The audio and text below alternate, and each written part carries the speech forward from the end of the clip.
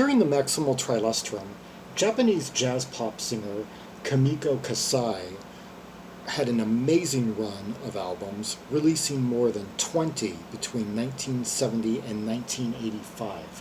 And from her 1977 release Tokyo Special, the track Sequoia Forest.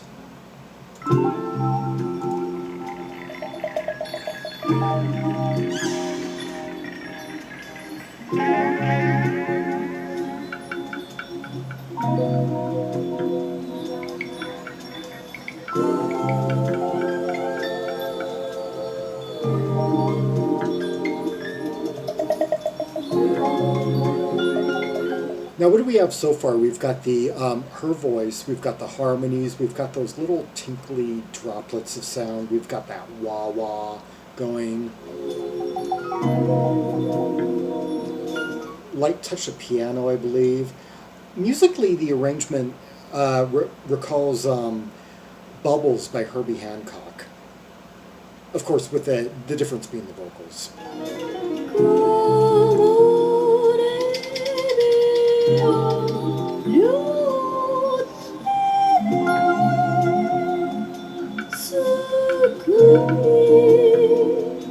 Really using those high octaves as an instrument.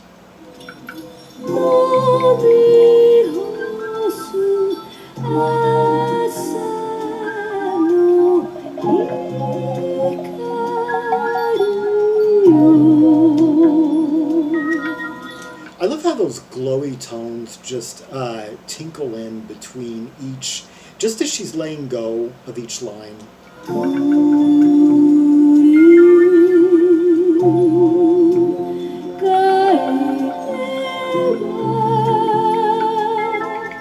Notice how that really soft bass just kind of comes in at the start of each bar to just set the pace, doom, doom, doom, doom, like that.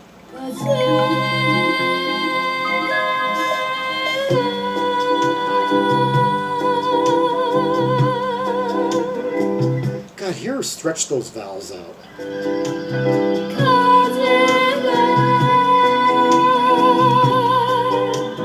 Notice that swirly keyboard that's coming in.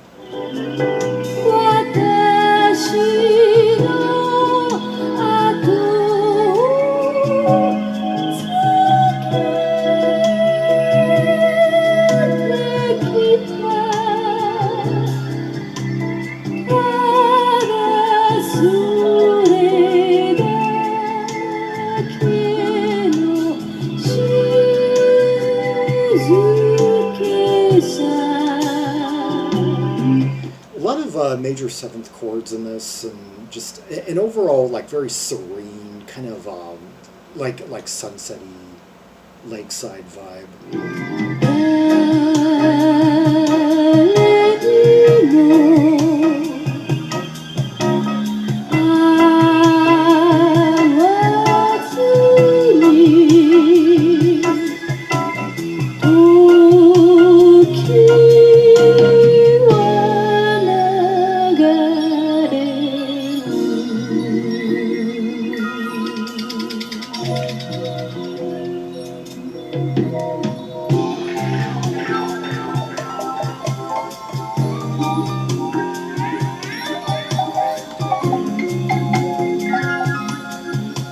The guitar seems to be trading off between like wah wah, light wah wah, and this like little searing light slide work that we hear every now and then. That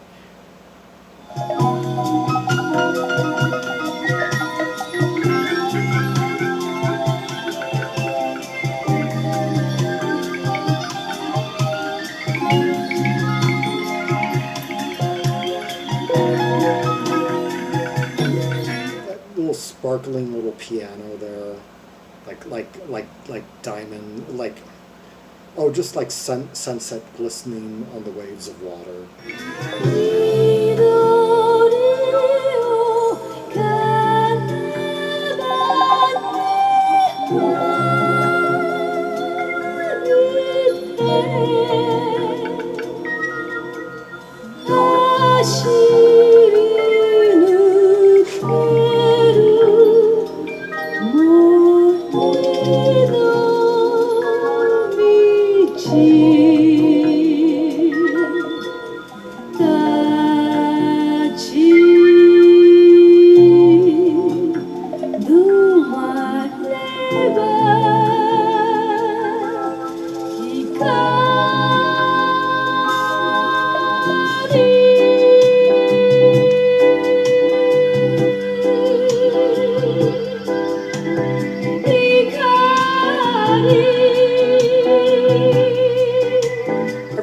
well timed. It's like it all runs so smoothly.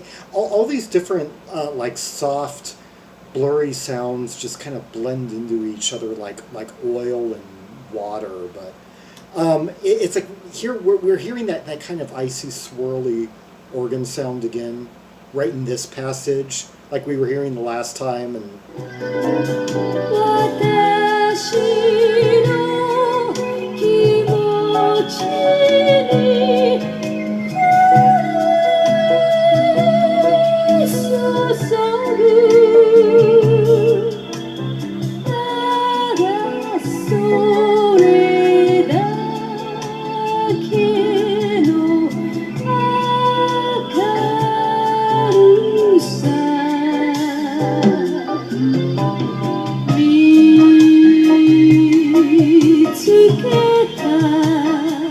like that change right there.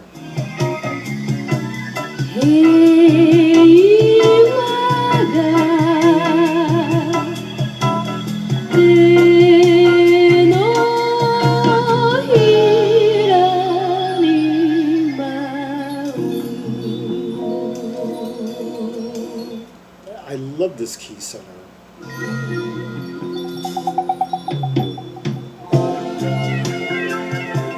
Hear that guitar tone right there?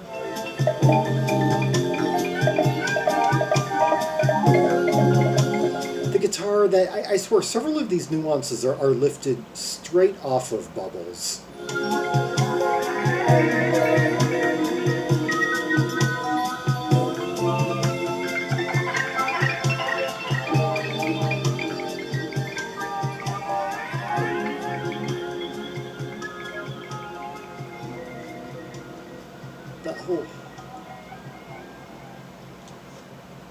All these like spine-tingly little sounds. That was Sequoia Forest, sung by Kimiko Kasai, written, I guess, by Shiro Mori, guitarist and synthesizer player, who, well, Discogs doesn't seem to, oh yeah, they do. They say that he's on this album, yeah. Okay, let's hear another track. Laid Back, Mad or Mellow.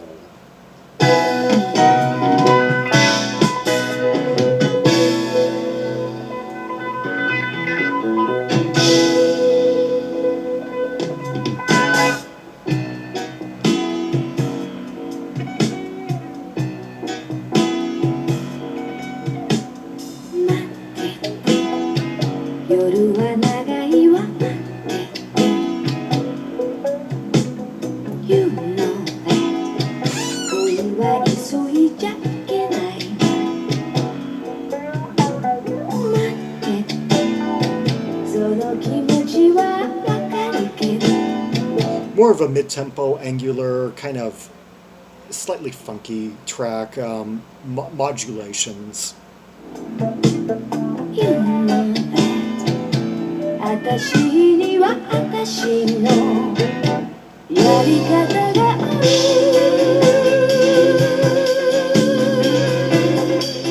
I like this elevation, how it just threw it into like a high F.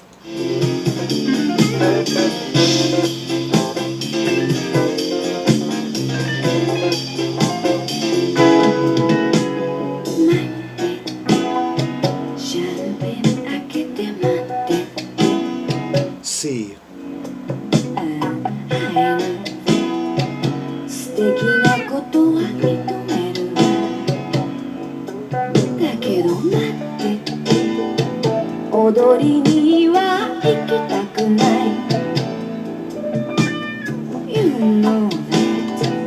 Listen to those little guitar nuances. The little it's a little bits that different instrumentalists just throw in at odd angles. I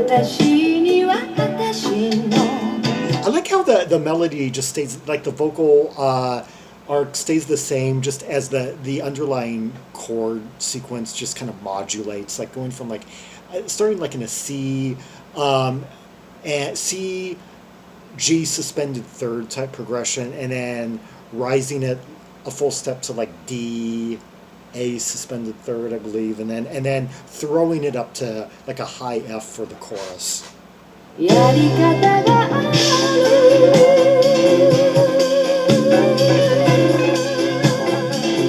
And this time she's singing she kind of sang half of the same vocal melody she was singing the whole time. It's just that she right after like the first bar she just takes this one vowel and extends it.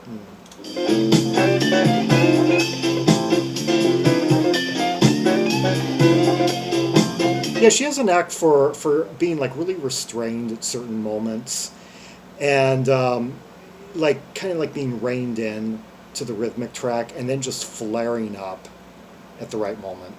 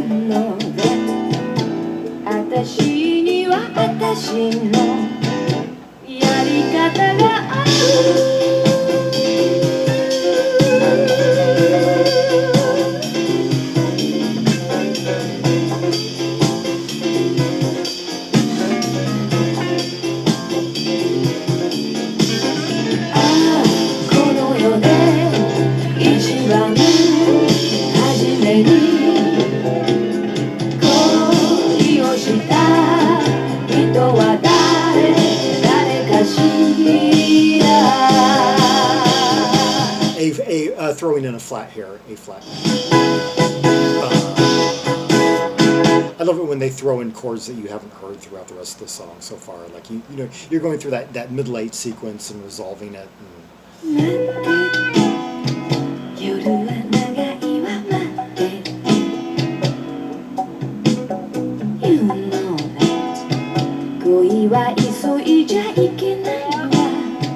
God, they kind of like call and response between that guitar and then the piano. It's like the guitar like does a little funky clipped bit, and then the piano kind of picks up where, you know.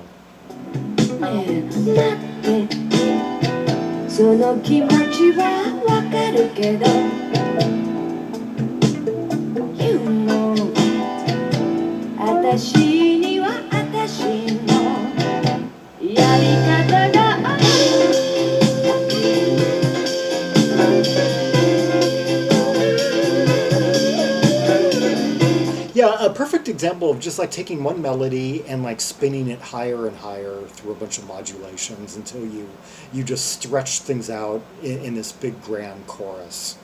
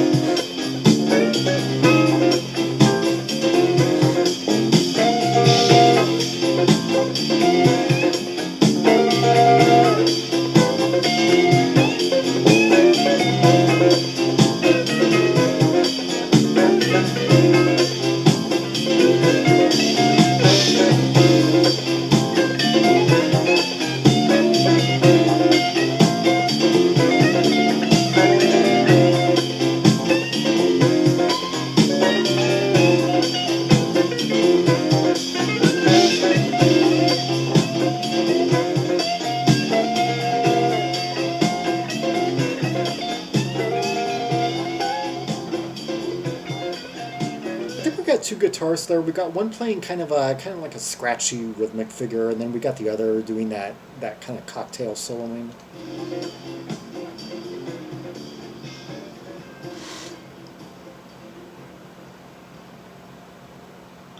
Kimiko Kasai with Laid Back, Mad, or Mellow from the album Tokyo Special. I believe that song was written by Yano. Yeah, art pop musician, and definitely the subject for another installment. She's got quite a story as well. Working more the art pop vein, while Kimiko Kasai hewed more to the jazz pop, city pop framework.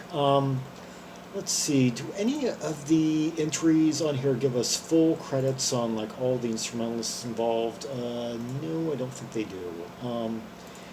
But this must have been like her 12th album, like in the span of 7 years, because she was really, really prolific.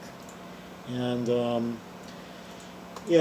and she would record albums up until like 1987, and then I guess retired.